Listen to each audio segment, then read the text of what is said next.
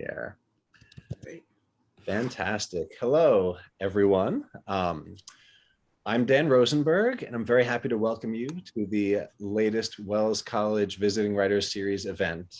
I'll start, as always, by thanking the New York State Council for the Arts for their support over the years, which has allowed us to bring wonderful writers like Diane Cook to you.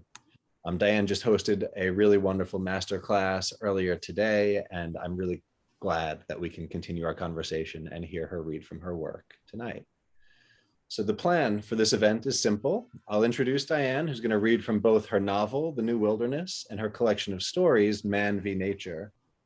As she's reading, if you want to respond to a moment or ask a question or just celebrate a beautiful turn of phrase, and I know reading the novel that I wanted to stop and do that last one repeatedly, please just go ahead and do so in the chat. And then between sections, I will read from the chat and give Diane a chance to respond to your questions and comments. That's how we keep these events dynamic, and we try to recreate in this big virtual space some version of the small, personal, intimate feel of Wells that we used to have back when we had meetings in person.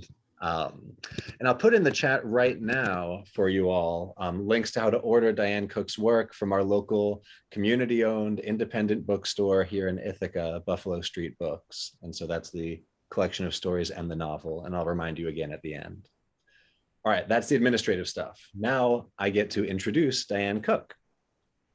My introduction to her work was when I picked up this novel, The New Wilderness.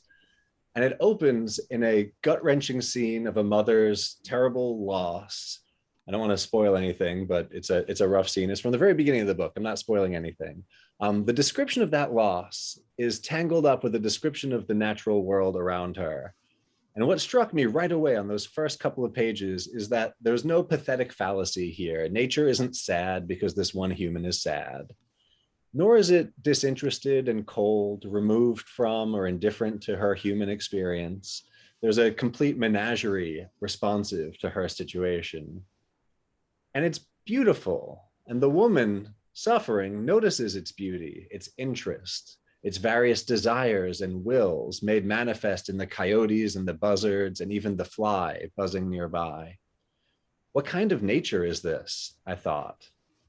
Honest, for once, maybe, in its own motivations and rules that exist beyond those of the people in it? And what kind of woman is this character, both part of the natural world and rigidly, insistently, even violently separate from it? I turned to my wife, Becca, just a couple of pages in, and I said, well, this is going to be great. And it was. And I blame Diane Cook for some of my exhaustion this spring, because when I sit down to read her novel a bit before bed, I end up staying up until 2 a.m. to keep reading. And yet when I tried to explain to Becca why the book was so captivating, I kept coming up short. They're walking through the landscape in a new direction, I'd say, and she'd just stare at me. The kid doesn't understand her mom any more now than she did at the beginning, I said, with far too much excitement. Becca looked worried. I got closer to an explanation when I started talking about how I'd never read anything before that so richly explored the complexities and the contradictions of the human relationship to nature and people's relationships to each other, and how those kinds of relationships inform and shape each other. But then I realized I was starting to sound bloodlessly cerebral, and I hurried to add that the book's also funny, and it's also poignant. And I wanted to read it outside, but reading this book brought the outside in here with me. Becca has asked to read it when we're done tonight, and you should too. Diane Cook's debut novel, The New Wilderness, was a finalist for the 2020 Booker Prize, and her story collection, Man v. Nature, was a finalist for the Guardian First Book Award, the Believer Book Award, the LA Times Award for First Fiction, the Penn Hemingway Award. Her writings appeared in Harper's and Zoetrope and Granta and other publications, been anthologized in the Best American Short Stories, the O. Henry Prize. She's a former producer for This American Life, and she was the recipient of a fellowship from the National Endowment for the Arts. Diane lives in Brooklyn with her family. Diane, hello again, and thank you so much for joining us tonight. Thank you. Thank you for that introduction. That was lovely. And I love that the book affected you and that you felt that it was honest. That was when you said that about nature, I thought, well, I can go to bed. Like I can just stop writing now. I did it. I did it. Thank you for having me. Thanks for inviting me. I love talking to students. It is one of the best parts of being a writer is knowing that you're being read by students, and also that you get to talk to them, because you're grasping for all kinds of information, and you haven't set yourself on a path yet, and you want to experiment, or you should want to experiment. And I think that's just the most exciting audience to talk to. I am going to read from my novel first, and then I'm going to read from my short story collection. I wanted to read these two bits, or I wanted to read the story that I'm going to read later, partly because I was writing these stories when I first had the idea for the novel. And to me, they're very connected in this way, in theme and in place. I mean, an abstract sense of place in their preoccupations. But I don't always think that it's very obvious to a reader who's come across both books that they are like of the same time. And so I was thinking about the novel, and I was thinking about the story collection. I realized that there's one story in there that to me really encapsulates all of those interconnections. Like it's the Venn diagram, like space. So I thought it would be fun to read that story after reading this one. And of course, like I'm just reading a little bit of the novel. Won't get like the whole feeling of it, but hopefully I've gotten a good chunk. I'm also going to read from the novel from a place. I gave a talk about place and landscape, and having it be a huge presence in your work, and what a gift that can be, and how freeing it can be. So I picked a spot that is both like maybe exciting plot wise, or it will get there, but is also one of the places when I was first really identifying that I was doing something different, or that where I was realizing that this book of people just walking was actually like those moments were creating something else that I thought was worthwhile, even though it was quieter. So I'm going to read from that. The general idea of the book is that in a future world, most people live in this big, overcrowded, populated city. And there's only this one last, what we would think of as a wilderness place, a wilderness space, a wilderness area. All other land is being used in some way to like support humans. I mean, this is imagining the future, but basically if we don't change course from where we are now, where we just are using up resources and trying to gather whatever we can to sustain ourselves in a comfortable way, this is where we get to, where we only have this one last place that we could even consider wild, where there's nature, with a capital N.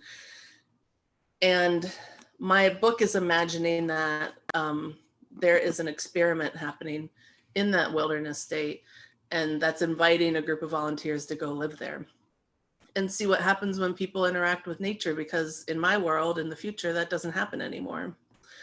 So my novel is following a mother and a daughter, and they're there as part of the experiment because the mother realized that because of the pollution of the city, her daughter wasn't going to survive much longer.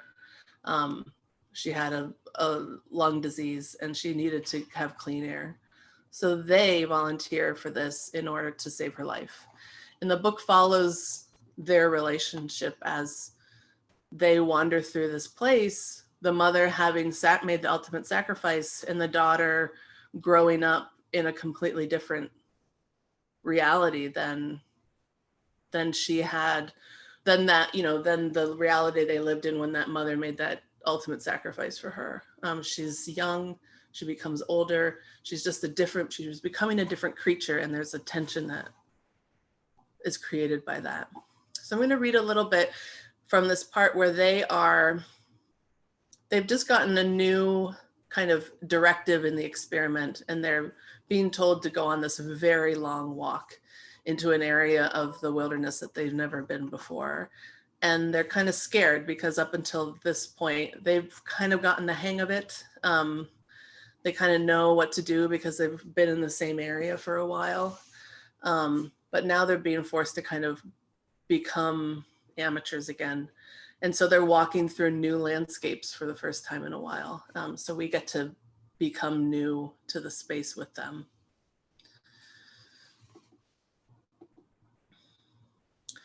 On the big walk, they passed through entirely new landscapes, tumbled into grasslands that smelled of nutmeg after a rain. Bugling elk crowded valleys with sounds of a lost world, the animal equivalent of a haunting, lonesome whistle from the refineries outside the city. They passed into regions of low, strange mountains, a mix of jagged-looking peaks and mellow, rolling, red-capped hills. From far away, some hills looked like tiered wedding cakes, and up close they were only once solid things crumbling into pieces. Between them lay swaths of grass dotted with juniper and pinyon. The stars at night vibrated so closely together, their cloud of light covered the whole of the sky, so much more comforting than the narrow embrace of the Milky Way. They crossed new sage seas where all it did was rain. They didn't know if it was the season or the climate. The wet sage smelled like its best self, better even than its sun-baked self. It smelled clean and soapy and left the air sticky. The deer they met ran and ran and ran and ran, then stopped and looked. After seeing them still, the deer ran and ran and ran some more. The horizon was unreachable. They found the true desert, or it seemed to them, the soft alkali sands where they lost their tracks as the sun moved overhead, changing the texture of the land with its light. The loamy, dry lake beds, playas, smelled of mushrooms, of dark body crevices. The hot horizon floated in front of their eyes like a river of gold. They walked for days through knee-high plants and by alkali lakes, dried and white and glazed and crackled. Up long, low slopes, then down, and the sight was always the same, another expanse of tossed brown and green sagebrush, tufted white grass, each plant distinct and curling into itself and only itself. They could walk between each bush without touching one. It was a lonely landscape. The slopes they walked upon looked as though a giant had lifted the front edge of earth. Plates of land sloped up and dropped off at the end. At the zenith edge of each of them, the walkers scrambled down the escarpment to another valley floor that seemed flat as a sheet of paper, but not until their calves strained would they realize they were climbing again. Sometimes the escarpment was high and they might climb, slide, or stumble down stories of rough land. Sometimes it was just a few hundred feet, but it seemed in that drop they must be losing whatever height they'd just gained. It was a zero-sum landscape.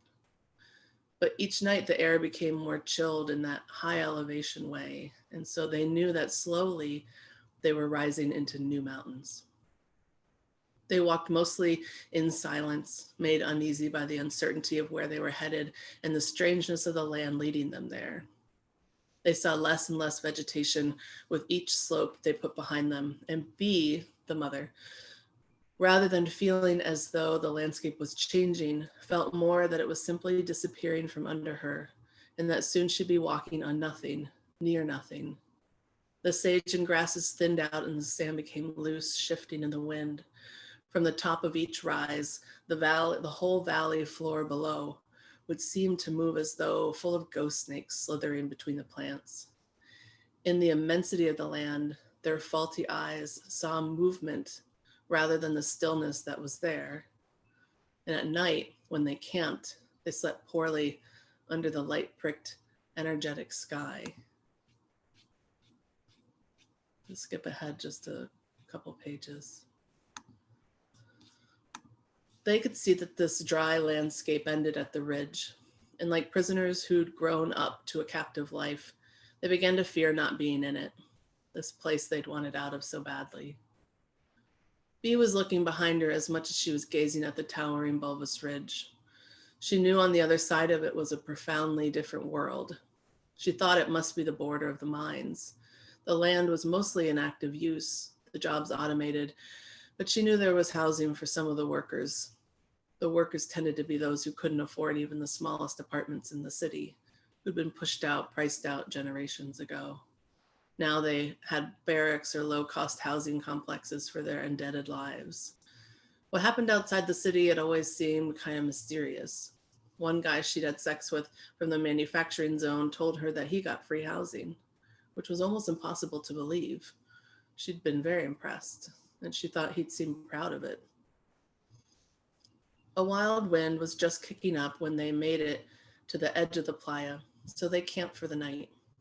They still couldn't see any sign of the post, the place they were going to, or any other structures, but they did see signs of civilization, discarded scrap metal and a few wooden electrical poles, the wiring long gone, where hawks perched to hunt. A picnic table overturned in the sage. It was weathered almost white, covered in rock tripe, which they peeled off and ate. Bee sat on the edge of the playa and watched the fine sand of the dry lake kick up in short-lived swirling dust devils, at first excited and then dying down as though realizing there was nothing to be excited about. The ridge rose to her right, and in the far, flat distance, tall banks of brown clouds hugged the horizon. Dust storms. They were so far away that she could distinguish the different storms from one another. There were 3 in all. Their front ends curled out like snake tongues, hurriedly flicking to learn where they were. The back ends dragged across the land like sandbags. Behind her, she heard Agnes, that's the daughter. Behind her, she heard Agnes talking to the birds that were hiding in the sage. Agnes always talked to the hiding animals, even though Bee had explained that they were hiding from her because she was talking to them. They want to think you don't know where they are, Bee would explain. But I want them to know I can see them, so they know they need to hide better. It was not logic that she could argue with. She watched Agnes flitting around the bush, talking a blue streak and flapping her arms, while the birds, now trapped by her daughter's manic actions, complained back in a high pitch. Incredible. Bee remembered when Agnes could not lift her head off her blood-stained pillow. Those were those many frantic trips to the private doctor who lived in the building, the one who took on emergencies for a steep price. All the nights she lay on the floor next to Agnes's bed, listening to each breath, her own heart stopping when there was a gasp. The number of times tears leapt to her eyes in the 2 long pauses between her daughter's labored breaths. It had been untenable. She'd never forget the feeling around her conversation with Glenn. Sitting at the small round dining table, Glenn is her husband and the stepfather of Agnes. Sitting at the small round dining table after another emergency visit, wine glasses half full, dinner mostly untouched, pasta still curled around her fork, lying where it had clattered to the table at that sound, Mama, through the hacking. The music was still playing low. Agnes was asleep, safe.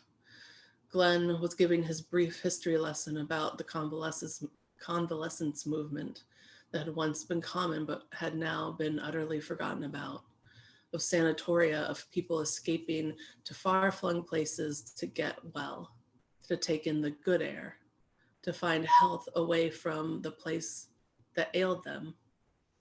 What does this have to do with anything? She'd snapped, half listening, half tuned to sounds from Agnes's room. He and Bee weren't married yet then, though they knew they would. He was already in love with Agnes. And when he explained fully about the study and his idea, Bee had said, "It seems crazy." "It is crazy," he said. "But if we stay, she'll die." It came out so flatly, so unequivocal, she felt like he'd slapped her. They stared at each other, not speaking. She thought hours might have passed. She wished that she'd had better thoughts running through her head, thoughts like, I don't even need to think, of course that's what we'll do, like, whatever it takes. But really, she thought, so we have to risk all our lives just to save hers? Is this the rule, or do I have a choice about this? She looked at Glenn, and he had that resolute look, that no other solution look. And she knew that her eyes must be spinning, confused and everywhere. She was thinking about how much she'd look forward to the three of them being a family here in this cozy apartment. She was thinking about the projects she had lined up and how she wouldn't be able to do them now. Big contracts that had come in after that magazine spread. Her career shifting. She was thinking of her own mother and how she would have to leave her behind. If they did this, Bea knew her mother would never come. She needed her mother still, didn't she? Did her needs not matter anymore? Bea shivered at her cold heart. She hit the side of her head to rattle her humanity loose, to think of her daughter first. She didn't realize she'd kept hitting herself until Glenn gripped her wrist and brought her arm firmly to her side, held her, and she felt the bitter tears on her face for the first time. She choked sobs into his shoulder. This is motherhood, she thought, furious and brokenhearted, as she tried to let go of her own self so she could free her arms up to hold Agnes up. The playa dust devils were dancing longer and higher now, and closer to where Bea sat. She smelled dirt in the air. When she breathed through her mouth to escape the smell, her mouth gritted with fine, stale-tasting sand. She looked around. They seemed to be in a fog cloud, or was it already dusk? She squinted, looking for the sun, and saw its hazy imprint high in the sky. She looked toward the far-flung dust storms, and now there was just one large one. The searching tongue had ballooned into a cloud hovering on the horizon, but now the horizon was the whole cloud, and the horizon was very close. Bea stood. She heard tinkering behind her and Deborah and Juan making dinner. The rest had spread out for more kindling and for water. She turned quickly to run toward the camp, and there was Agnes behind her, hypnotized by the cloud, her hands making fists at her sides. She ran to Agnes and grabbed her clenched fist and dragged her along toward the camp. Agnes stumbled, and Bea looked down at her daughter. Her mouth was open and moving, and Bea realized she could hear nothing but a roar that had started so soft and risen so gradually, she had noticed nothing but an increasing pressure in her ears. She screamed at Deborah and Juan, but she couldn't hear her own voice, and they were already running. She slung Agnes up by the arm and onto her back and ran in the direction where people had gone for water. She looked at nothing but right in front of her feet so she wouldn't fall, and the bushes ripped into her legs as she ran through them. Agnes pushed her face into Bea's neck, her mouth so close that to her ear, she could finally hear her. She was crying. Bea felt hot tears and saliva on her neck, and then Bea could see nothing, and she could not stand up straight, and her skin was on fire with the pricks of 1,000 needles and the shuddering knocks from stones.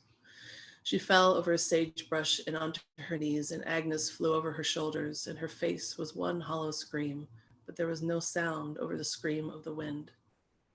Bea crawled, reaching blindly for her daughter until she felt her feet. She pulled Agnes to her and covered her curled, quaking body with her own. Twigs and dirt and stone whipped against Bea, and the roar became muted so that she thought her ears must have filled with sand. She bent herself so her back would shield their heads, and it felt to her there was a mound of debris around her, blanketing her, as though because they stopped, they would be buried alive. She curled tighter around Agnes and gnashed her teeth against the onslaught, and then, mercifully, she stopped feeling anything. I'll stop there for the novel. Talk if we like, ask questions, or... Yeah, that's fantastic. I will note in the chat, please, by all means, type in the chat. Thank you so much, Dan. That was great. I see Moira commented early on a bit of solidarity about staying up late to read, which is always lovely. And I was struck. And I'm just going to jump in to ask my question because I can unmute myself. Sorry, other people.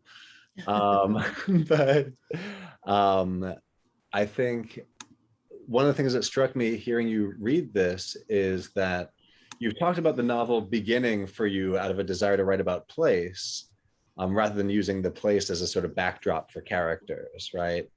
But I would say that, like, and that is very much palpable in the novel, but I'd say a parallel central anxiety and concern is about motherhood and about like the relationships between mothers and daughters, what makes for a good mother, the transition from the status of daughter to the status of mother, like how that happens. And it's hard to think about those in connection and not make just like puns about mother nature. But I'm wondering for you, like, do you see those concerns? Like, how did the mother concern enter the story for you, and do you see them working together? I definitely see them working together. The mother part, I think, happened probably more organically and even less.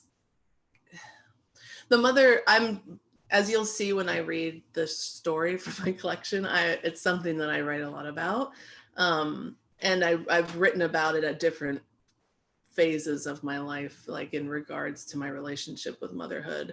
My mom died a while ago now. And so when I was writing the stories, and even when I was thinking about this book at the beginning, it was very much influenced by just my thoughts about losing someone. And it doesn't even have to be through death. It just happened to be that was my loss.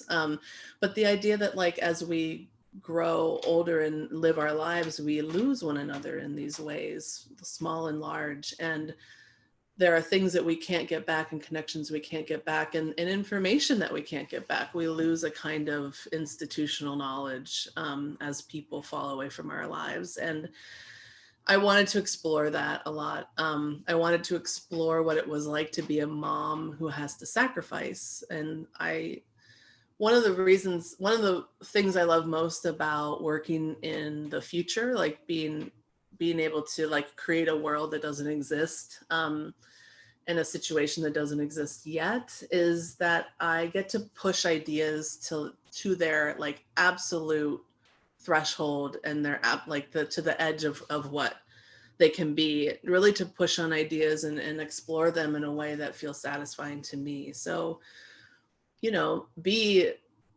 mothers are asked to sacrifice all the time, and I was definitely thinking about that kind of thing, but B is asked to make the ultimate sacrifice other than like giving her life for another.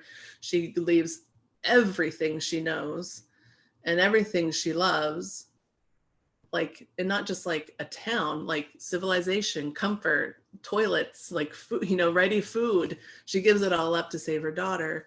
And I really loved having that sacrifice be so intense and to really just look at what that meant. And so when I had the landscape, I felt like this is a really good place to look at what happens between mothers and daughters as they grow, as a daughter grows and becomes her own person. And the idea of the wilderness was just again a way to push on that idea to its like farthest space or farthest place, and say, like, our children grow up in a different world than we grew up in, or than even that we had them in. And what does that do to our relationship with them? What does it do to our ability to know them? So I was, and also then it turned into like ideas about like immigration and migration, or like people really do give up everything. And what does that do to them? What does that feel like? And what does it do to their relationship? So yeah, the book comes from landscape, but the other things it was interested in really felt like they were as important to me and that they fit into the world seamlessly. Yeah, that's fantastic. Thank you. I'm seeing in the chat a lot of celebration and gratitude about how wonderful this passage is. I want to hear more. And then the imagery here is so magnificent. I'm struck by the power of these lines. Thank you for sharing. I'm excited to hear what's to come. which is lovely. And I'm also taking as a gentle nudge that we should stop chatting and let you read the next piece. Sure. Sure. So this is a short story that I wrote years before I finished the novel, but the novel, I imagined the novel and probably even imagined this initial relationship between a mother and daughter, like when I was writing these stories. So to me, this story has always really been like a weird kind of scaffolding for what this novel ended up being. And they're not going to sound similar, but the ideas are very similar. It takes place in a city. It doesn't take place in the wilderness, but it takes place in a bad place. And I think, like, I don't know, I just connect these two stories, or these two pieces of writing together. One of the things that you should know about the novel is that B ends up having to make other sacrifices as time goes on, to keep protecting her family. And we talked about in the masterclass, like, that the book does play around with people kind of being more in touch with their animal selves, and seeming to make decisions that are more animalistic than they are human, we think. But one of the things I love thinking about most is that we're animals and we're just on like a different spectrum, or have a different, our dwellings are different and we cook our food. That's like basically it. So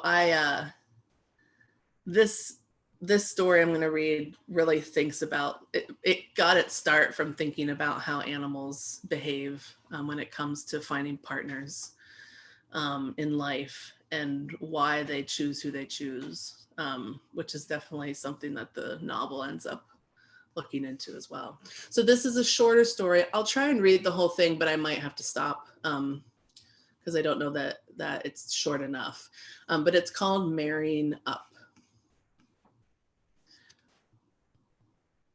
Just before the world got bad, I married for love a man who was funny and brilliant, but small. He could not pick me up the way I'd watched the men do to women on television. I'd never been twirled as I laughed, my head back, my leg in the kick, all to some lighthearted song. But no matter, I loved him. I rested my chin on the top of his head when I was tired, and when he was, I wrapped my stronger arms around his small body. We were happy. Then one day I became feverish and was unable to leave our bed. And so he ventured out to find medicine at the pharmacy. He said, "I'll be right back, my love," grabbed an umbrella and left. I'm told that even though he swung the umbrella wildly, he was set upon before he'd even left the front stoop of the house. My next lover was funny, but not as bright. He was much taller, however, and with a little more muscle that showed beneath his flesh, though sometimes it just made him seem hungry rather than strong. I'd seen him in the building. He fixed things, so I asked him to fix my leaky faucet, and then I asked him to stay. He could twirl me, but once when I kicked my leg, his back gave and we tumbled to the floor. I brought hot pads to place under him and made a bed for us where he had fallen so he wouldn't have to move. He told me jokes as we lay there, and he laughed, then grimaced, each time forgetting that it hurt to make him laugh. But I liked that about him. We planned to marry. One night, very late, the door buzzer woke us. He sat up and stepped into his slippers. I said, "Don't go out there." He said, "But someone's at the door." The buzzer rang again. It's a kind of shrill buzzer found in old cities full of angry people, the kind that always catches you off guard. I said, "Don't go," and I grabbed his arm. He shook me free, though. What if someone needs help? Did I mention he was also a very good-hearted man? He was.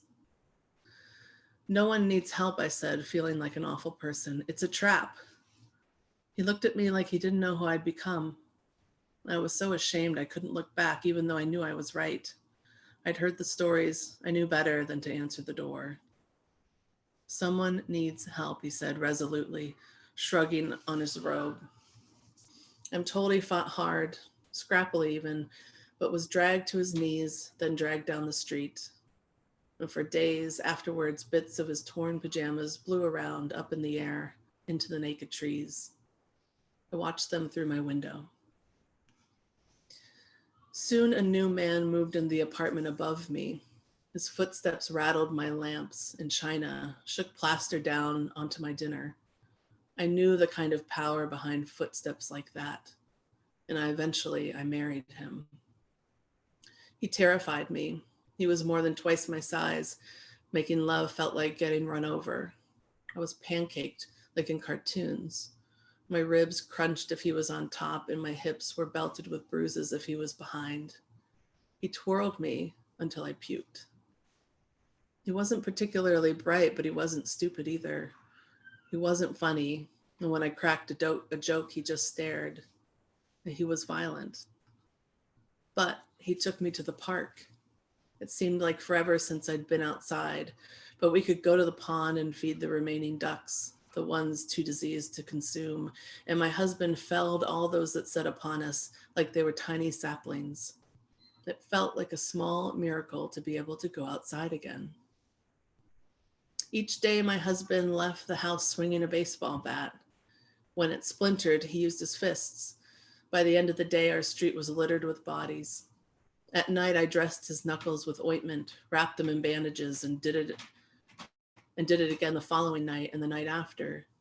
Each morning, the tenuous scabs ripped open. The wounds had no time to heal. When I went into labor, he carried me outside and we were set upon immediately. My hair was pulled, someone punched my round belly, but this was a momentary scourge. My husband drove through the wall of them like we were all on a football field and I was an odd-shaped ball in his arms. All around us were moans and hands grabbing as we ran. I thought, how can I bring a child into this world? Then I thought, at least our child will have half my husband's genes. Whatever the world brings, surely the child of a man like this can meet it. I almost didn't make it through the delivery. The child was so large. Its aggressive squirming tore things in me and I was put under. I was weak from the delivery and now my boy took every last nutrient. He sucked me dry. I was too exhausted after nursing to move. He grew to an enormous size, a size that scared me but also delighted me. I was desperate for him to be so big and strong that nothing could ever harm him. By the time he was 6 months old, he was too big for me to lift, but he was hungry all the time. To nurse, my husband placed the child on my chest while I lay still beneath. He had to stay home to lay and lift the child off me all day. And eventually he lost his job. I think you should stop nursing, he said one night. I lay beneath our boy, flattened, barely breathing from the weight of him. But how will he grow? Look at you. He squeezed my flaccid bicep. I tried to make a muscle, but the arm just trembled. I doubt you're giving him the kind of nutrition he needs anyway. So we switched to the nutrient packs that we brought from the corner market. Oof, we were a sight. I was all bones. My husband was bruised and bloodied from his nutrient pack outings. Our boy, though, was magnificent. He stomped around the house, able to reach things on the highest shelf for me. His shoulders were broad like a draft animal's, and he carried me around on them like I weighed 0. He teetered on his trunkish legs like a toddler because he was one. It was scary and thrilling to wobble up so high. I traced the filigree pattern on the ceiling of our once fine home. My husband insisted we all eat the nutrient packs for strength. We needed it. A man on the lower floor had been attacked in his apartment. We couldn't count on staying home to keep us safe. But the nutrient packs had the opposite effect on me. I grew heavy but not strong. My muscles quivered under the extra weight. My husband insisted we run sprints across our living room. 3 times a day we did circuits. After lunch we bench pressed. He spotted me on the bench, but mostly he lifted the bar for me. Our son watched us with curiosity. By 20 months, my son could bench almost as much as his father. He no longer wore clothes because nothing fit him. We wrapped him in bath towels instead of diapers. He stomped around and soaked through them onto all the furniture. I did load upon load of laundry. Nothing smelled right in our house any longer. For money and goods, my husband ran errands for the other apartment owners in the building. He went to the market for them. He acted as a guard when they had to go outside. He escorted them if they had to go to work. Our apartment became stocked with supplies and strange luxuries, all bartered for my husband's services. Fine sheets, china cups, silver trays. I hammered those silver trays onto one wall so my boy could watch himself do push-ups and bicep curls across the reflective surfaces. One night my husband came home with his shirt torn, his abdomen gashed with thick bloody lines like from the tines of a garden fork. It's getting much worse, he huffed. He made me do extra sets of jumping jacks and squats and then squeezed all my major muscle groups while I tensed. I wanted this to lead him to make his violent kind of love to me, but he just went to the table and put his head down. I checked the door and turned all the extra bolts. Sometimes my husband locked just two, like it was some test of fate. Could he ward off the intruders with brute strength if they got through a measly 2 locks? 3? We all knew he could, but I liked to put all 8 locks on. A nice curvy number that had a lot in common with infinity. I bolted 8. Our boy carried me to his room and I read him a book while he tried to do crunches like his dad. You need to feel it deep in your belly, I instructed. I knelt beside him as he struggled and failed and placed my palm right below his navel. I pressed down and his breath pushed out, and I felt the contraction while his head and shoulders lifted like they were tethered to the ceiling.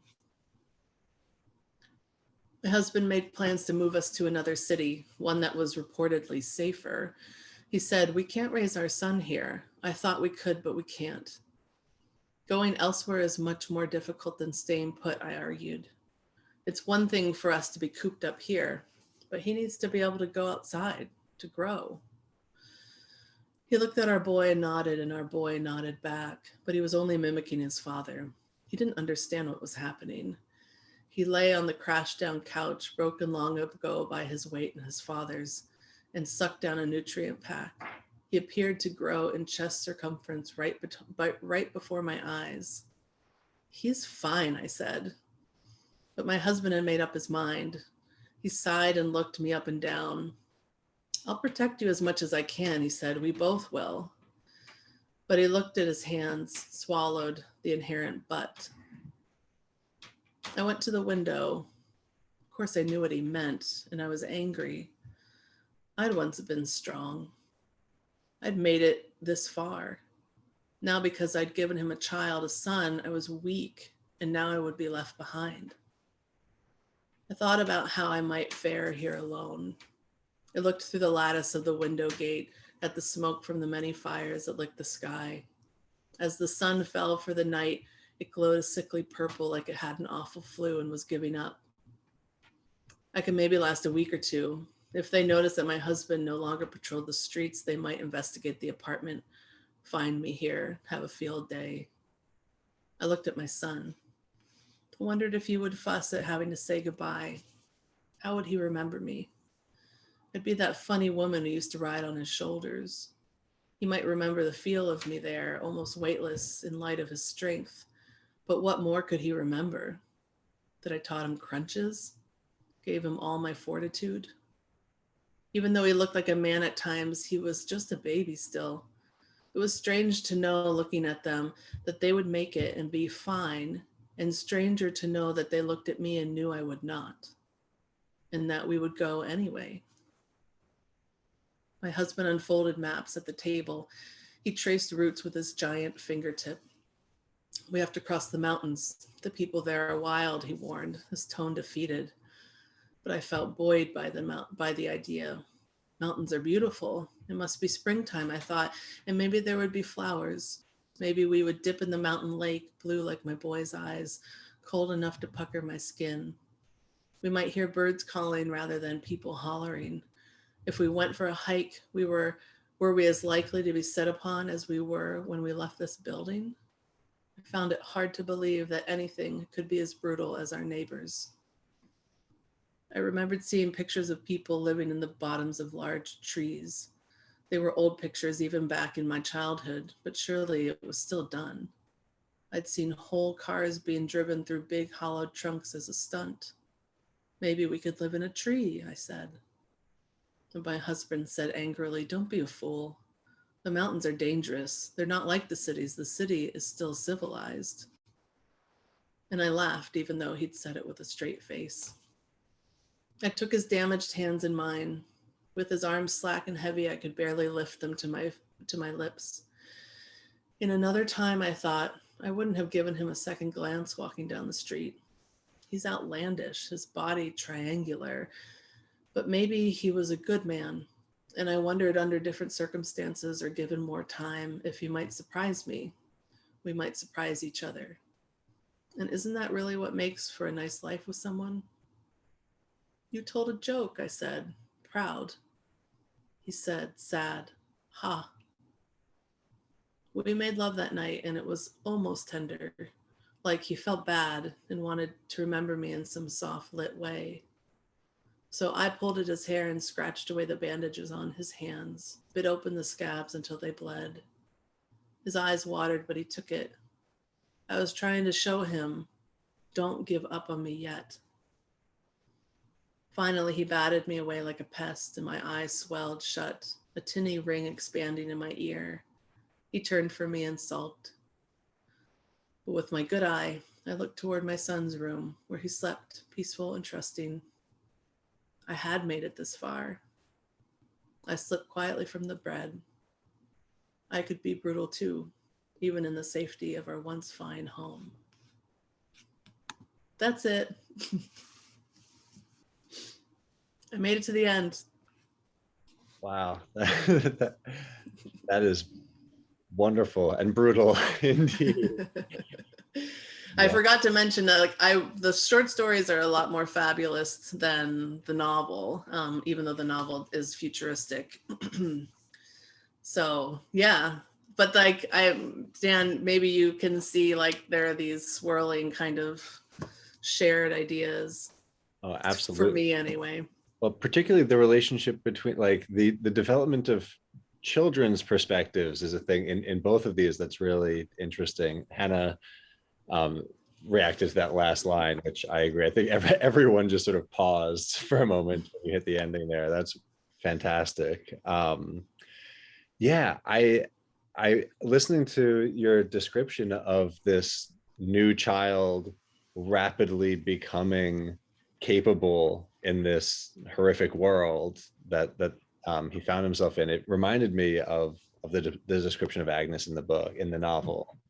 And I was meaning to ask you actually about I'm just going to do this while people, please feel free to comment in the chat as well, but I wanted to ask about Agnes in particular as a character who has such a surprising relationship to nature. And the passage that you read from the novel was that wonderful scene where she's talking to the animals and her mom's like, don't talk to the animals, they're trying to hide from you. And her response is almost maternal in that way, like they need to know that I can see them.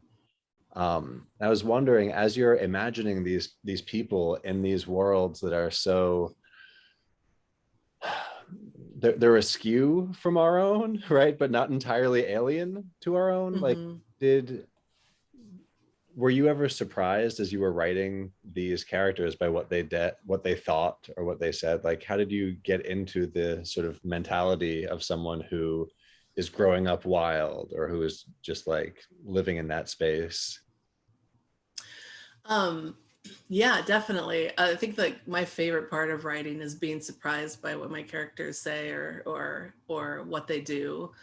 That's the best part, because it feels like they're really alive. But they're real. I mean, not alive, but that they're real and that they have this kind of agency that I can't even control. So definitely, they surprised me at times, while also still kind of following a trajectory that I knew for them. I'm not answering your question right now, but just thinking of something else. In writing like short stories versus novels, like I ended up having to use a kind of outline for the novel, which I didn't ever do for short stories. And so like with this short story, that was just like it unfolded, and it fell out of me like unrolling a rug. You know what I mean? Like it just suddenly was there and I couldn't stop it. But writing the novel was interesting because I had to like recreate that feeling of surprise while also following a kind of map. So, and I'm coming back to your question or what I remember of it. So it was in the characters, like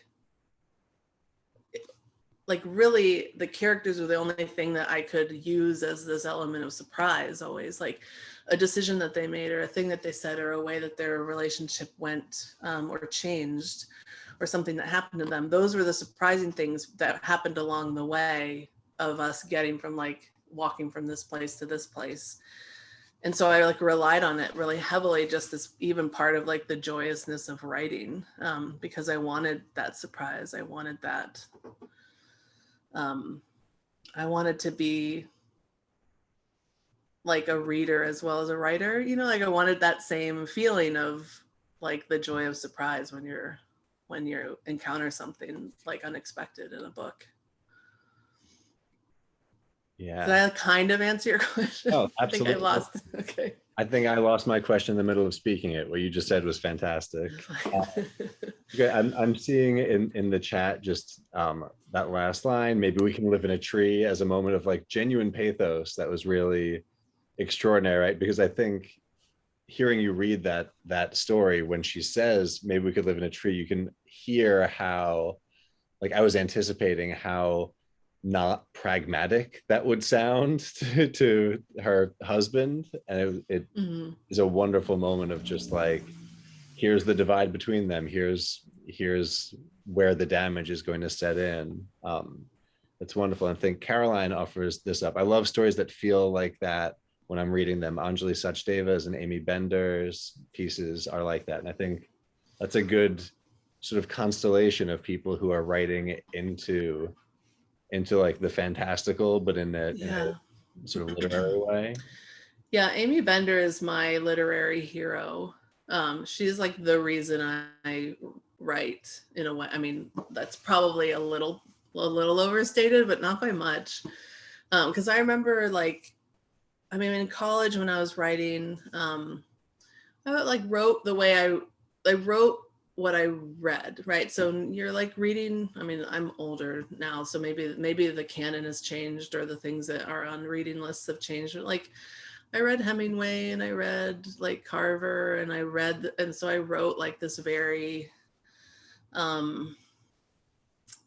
like terse white male like view of the world where everyone's divorced and drinking and or like silent, and so that's just what I ended up writing about. And I read things that excited me in their inventiveness, like 100 Years of Solitude was my favorite book, like by far, but it was a kind of book that didn't like necessarily invite me into writing that way, because it felt really different from my life, and my life was like suburban. I was like a suburban kid, and I didn't have a hard life. I was like just your average, totally privileged, person.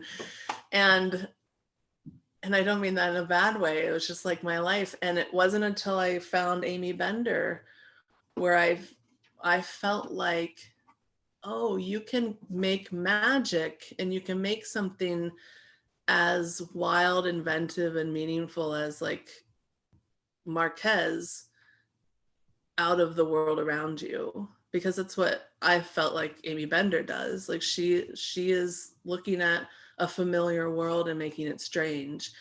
And that was, I think, she was the person who shifted my whole style, or I mean, who like opened a door for me to do something that I hadn't understood I could do as a writer. So she's like my favorite person.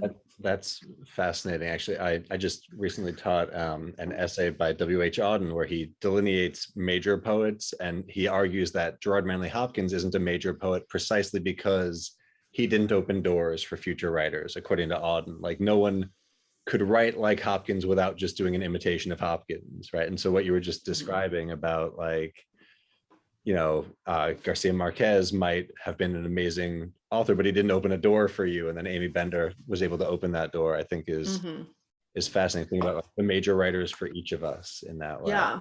I'm sure he opened doors for lots of people, but it wasn't for me. Marco, yeah, I love Carver. He's totally weird, and I still love him and Hemingway. It's just more about how it was influencing my style. Marco also asked this question from a parent: what changed about your writing pre and post becoming a mom? Time. Yeah. I relied more on childcare, or I spent more money on childcare, I guess.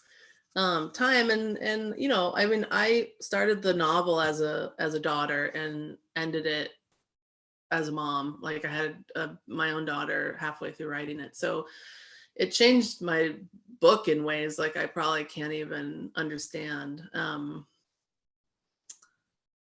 But it made me a lot less precious, I think, about my time. I used to like have to be alone to write, and I would like go off to these like lonely places, far off places, and like I was talking earlier about the research I did for this book. I would make these trips to wildernesses and be alone. And I can't do that anymore, but I still have to write. So it made me realize that all that stuff wasn't essential to my process. It was just what I was doing at the time. And that if I wanted to be a writer, I would have to figure out how to be a writer in any situation. And that would mean I would just have to be really adaptable in a way that I didn't think I was as a writer. But I've found that I am.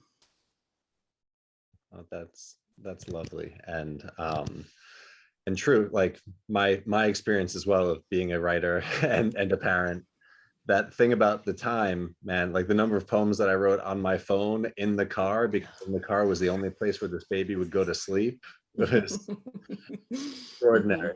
But I love that you were able to make that to make that transition from daughter to mother, and you're no longer a daughter, but adding the other element to your own experience during the book. It's fascinating. Yeah, it was really cool. Thank you so much, Diane. I'm going to put in the chat one more time the links to buy Diane's books. And thank you all again for coming. It's so lovely to see a combination of current students and former students in here, and people from beyond the Wells community. It's lovely to see your faces and to see you all. And I will just give a quick shout that our next events are the final ones for the semester. They're coming up on April 20th. Ed Pavlich, who is the Distinguished Research Professor of English, African American Studies, and Creative Writing at the University of Georgia. He's going to be reading from his latest collection of poems, which is focused on racial dynamics in contemporary life. It's called Let It Be Broke. Ed will also be offering a masterclass, as Diane did. His is entitled And Maybe Courage, the Mutual Lyric. Ed's a brilliant writer and thinker, a poet, novelist, scholar, editor. It's going to be another fantastic pair of events. So please join us. The links for those and more info are on our Facebook page, Wells Visiting Writers. You could find it all at wells.edu/visiting writers. And wherever you heard about tonight's event, you will also hear about the future ones there. So thank you all again for coming, and Diane, thank you so much for sharing your work and chatting with us. It's been a real pleasure. My pleasure. It was my pleasure. And thank you all for being here. I really appreciate it. Good luck with everything. Thank you. Good night, everyone. Thank you.